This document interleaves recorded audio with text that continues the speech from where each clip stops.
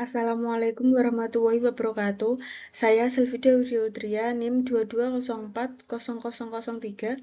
Di sini saya akan menyampaikan hasil dari makalah saya yang berjudul Penerapan Algoritma Dijkstra dalam menentukan jalur tercepat menuju lokasi wisata di Kabupaten Rembang.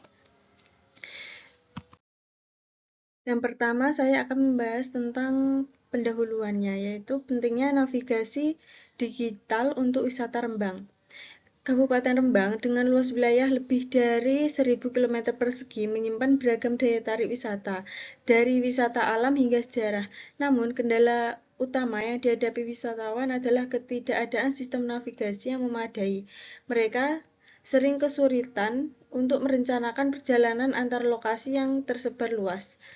Ketika waktu tempuh menjadi variabel penting dalam merencanakan kunjungan, dibutuhkan pendekatan teknologi yang mampu memberikan rekomendasi jalur tercepat dan paling efisien. Disinilah algoritma pencarian jalur seperti Dijkstra memainkan peran penting. Dengan pendekatan sistematis dan berbasis data, tidak hanya meningkatkan kenyamanan pengunjung, tetapi juga mengacu persebaran wisata dan pertumbuhan ekonomi lokal yang lebih merata.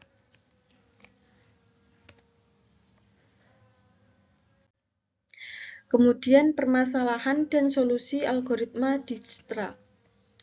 Kendala yang dihadapi oleh pengunjung Kabupaten Rembang bukan pada kekurangan destinasi menarik, tetapi pada aksesibilitas yang buruk. Tidak adanya sistem navigasi yang terintegrasi membuat perencanaan rute menjadi tantangan tersendiri.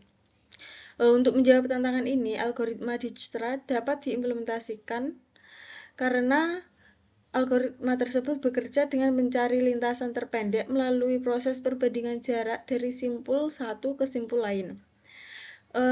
Ini memungkinkan sistem memberikan rekomendasi rute tercepat secara real-time yang sangat berguna dalam konteks wisata. Dengan solusi ini, wisatawan tidak hanya menghemat waktu, tetapi juga berkesempatan menjelajah lebih banyak lokasi dalam satu kunjungan. Hasilnya adalah pengalaman wisata yang lebih kaya dan mendalam. Kemudian perbandingan algoritma Dijkstra dan algoritma lainnya. Pemilihan algoritma merupakan keputusan krusial dalam perencanaan sistem navigasi wisata. Dijkstra unggul dalam efisiensi jika digunakan pada graf berbobot positif tanpa sisi negatif. Sangat cocok untuk aplikasi navigasi rute spesifik seperti antar tempat wisata. Kemudian, sementara itu, Bellman-Ford meski mendukung sisi negatif, tidak relevan karena sistem jarak tempuh tidak memiliki bobot negatif. Floyd-Warshall terlalu berat untuk kebutuhan real-time karena menghitung seluruh pasangan simpul. A-star sebenarnya menarik karena pendekatan heuristiknya, namun tanpa peta spasial detail dan data lalu lintas real-time, performanya bisa tidak stabil. Dengan mempertimbangkan karakteristik Kabupaten Rembang dan keterbatasan infrastruktur digital saat ini, Dijkstra menjadi pilihan paling tepat, efisien, dan realistis. Kemudian tahapan implementasi sistem. Implementasi sistem navigasi ini dimulai dengan mengidentifikasi dan mendata lokasi wisata yang menjadi prioritas di Kabupaten Rembang. Titik seperti Terminal Rembang, Museum Kartini, dan Pantai Karangjae menjadi simpul utama dalam graf yang akan dibentuk. Graf ini menyambungkan node-node yang penting dengan sisi berbobot positif, di mana setiap bobot mewakili jarak atau estimasi waktu tempuh antar titik. Langkah berikutnya adalah menerapkan algoritma Dijkstra dimulai dari simpul awal untuk menelusuri jalur dengan total bobot terkecil hingga mencapai tujuan akhir. Hasil dari perhitungan ini kemudian ditampilkan melalui antarmuka visual. Pengguna cukup memasukkan lokasi awal dan tujuan, dan sistem akan memvisualisasikan rute optimal secara interaktif. Tahapan ini memastikan pengalaman wisata menjadi lebih efisien, informatif, dan ramah pengguna. Kemudian, evaluasi dan metrik kinerja sistem. Setelah sistem berbasis algoritma Dijkstra dikembangkan, tahap penting selanjutnya adalah mengevaluasi performa dan manfaatnya secara kuantitatif dan kualitatif. Beberapa metrik digunakan untuk menilai efektivitas implementasi tersebut. Yang pertama adalah akurasi jalur terpendek.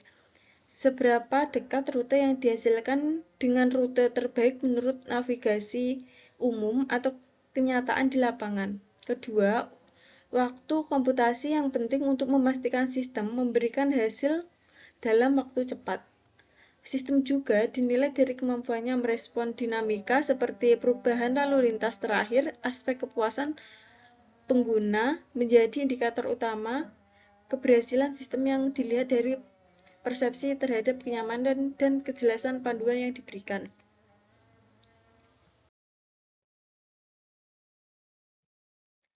Selanjutnya yaitu diagram alir dan pseudo-Koch.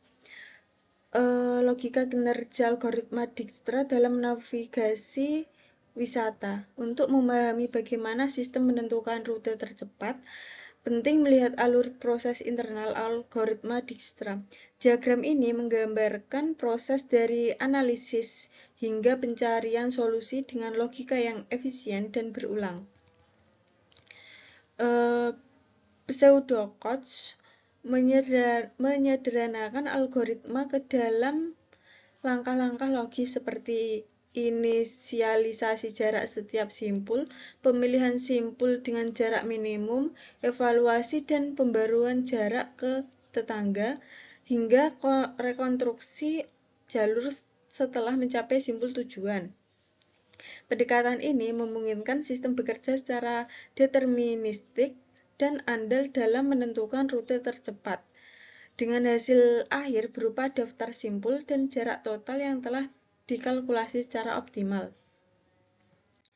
Kemudian yaitu kesimpulan dan rekomendasi pengembangan. Peningkatan sistem navigasi wisata berbasis Dijkstra.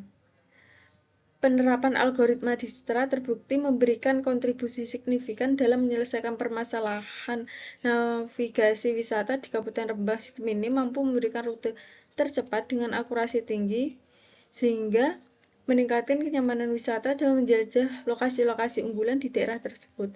Lebih jauh, kemudian akses ini turut memperluas distribusi wisatawan, memacu aktivitas ekonomi baru di lokasi-lokasi yang sebelumnya kurang dijangkau.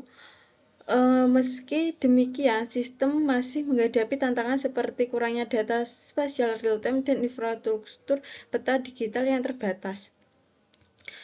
Untuk tahap pengembangan berikutnya, integrasi dengan teknologi pemetaan modern, GPS, serta platform layanan digital seperti Google Maps menjadi hal yang perlu diprioritaskan. Hal ini akan mengakselerasi adopsi sistem serta meningkatkan keakuratan dan ketahanan terhadap dinamika di lapangan.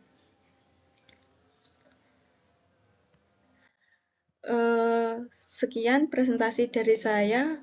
Kurang lebihnya mohon maaf. Wassalamualaikum warahmatullahi wabarakatuh.